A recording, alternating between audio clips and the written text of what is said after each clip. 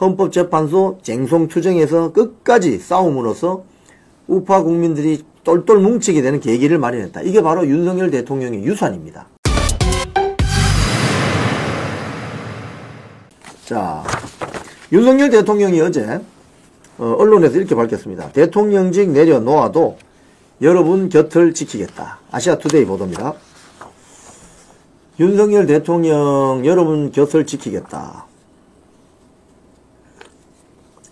지금 제가 조금 이따 또 말씀드릴 텐데, 이번 대선이 해볼 만한 대선이다, 이런 이야기가 나와요. 그 이유가 뭐냐? 윤석열 대통령이 만들어 놨기 때문에 그렇습니다.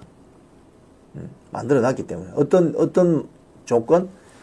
8년 전 박근혜 대통령 탄핵되고 나서는 당이 쪼개져 버렸잖아요. 자유한국당, 바른정당, 그리고 안철수의 국민의당, 이런 식으로 해서 표가 다 분산돼 버렸어요.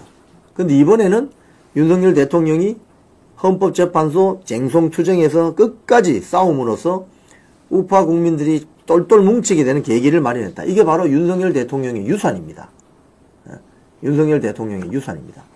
지금 지난 주말부터 윤어게인이라고 이런 청년들 사이에서 포스터가 돌고 하는데, 윤어게인은 결국은 윤석열 대통령이 표방했던 그 정신, 대한민국 망치는 반국가 세력 척결, 그 정신을 이어받는 후보가 나와야 된다. 이걸로 저는 이해를 합니다.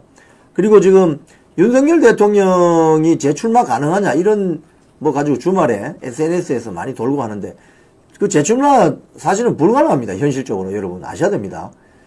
대한민국 대통령 87 헌법체제는 단임제입니다. 단임제. 한번 대통령 하면 중임이나 한번 건너뛰어서 중임하거나 연임할 수 없어요. 한번 대통령 하면 끝이에요. 네. 그리고 윤석열 대통령이 어쨌건 그 결과와 상관없이 파면되었기 때문에 국가공무원법상 그 공무원이 다시 보임이 못 되는 그런 현실적인 제한이 있습니다. 그래서 여러분 주변에서 윤석열 대통령 다시 출마해야 된다, 이런 이야기 하시는 분들은 의심해 보셔야 됩니다. 무슨 소리냐?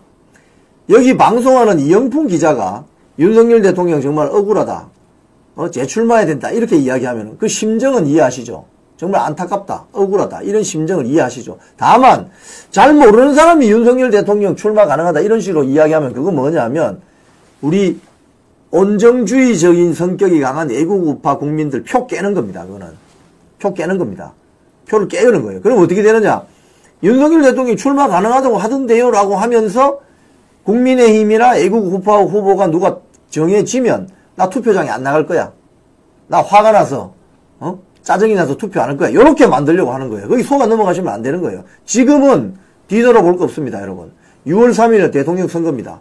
그래서 반 이재명을 표방하는 대애국 국민연합이 형성이 되고 거기서 후보가 정해지면 묻지마 지지해야 됩니다. 묻지마 지지.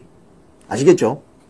자, 그리고 데일리한 보도 한번 볼까요? 국민의힘 2017년보다 조기 대선 해볼 만한 이유 5가지. 데일리한 보도입니다. 여기 보면은 두 번째 사진 밑에 보면 내용이 나와요. 이 사진 밑에 보면 어떤 내용이 나오냐. 박 전 대통령 탄핵 때는 8년 전 이야기입니다. 탄핵당한 대통령이 박정희 전 대통령의 딸, 또 반기문 전 유엔 사무총장 등 당밖에 유력한 대권 주자가 있어서 원심력으로 작용했다. 그리고 제일 중요한 거, 원내 38석의 중도 제3당 국민의당이 있었고, 안철수, 그리고 자유한국, 그러니까 새누리당이 깨지면서 죄송합니다. 죄송합니다. 박근혜 대통령이 탄핵되면서 새누리당이 자유한국당하고 바른정당으로 깨져버렸죠. 그래서 바른정당에서 유승민이 대통령 후보로 나오고 자유한국당에서는 홍준표 후보가 나오고 이런 식으로. 그래서 표가 분산돼 버렸죠. 그래서 당시에 그 표 집계 결과를 보면 문재인이 얻었던 48%인가요? 그 지지율이 홍준표, 유승민, 안철수가 합친 거의 52%보다 적습니다. 당시에는 이게 어려웠다는 거예요. 근데 지금은 어떠냐? 반면 지금은, 그 밑에 한번 기사 부분 보여주세요. 대권 주자들이, 여권의 대권 주자들이 모두 국민의힘 울타리 안에 있다는 점, 즉 분당될 가능성이 별로 없습니다. 그죠? 또 양당 구도가 되었기 때문에 표를 분산시킬 강력한 제3당이 없다는 점, 이게 굉장히 중요한 점이에요. 보수 정당이 분당되지 않고 있다는 점. 자, 그런데 요런 유리한 요소를 누가 만들었느냐? 윤석열 대통령이 만든 겁니다. 결국 윤석열 대통령이 자기가 구속이 되고 파면이 되면서까지 다 감수하고 이런 유리한 환경을 조성했다는 겁니다. 거기에 대해서 우리는 윤석열 대통령의 유산이라 생각하고 잘 활용할 필요가 있다 이거예요.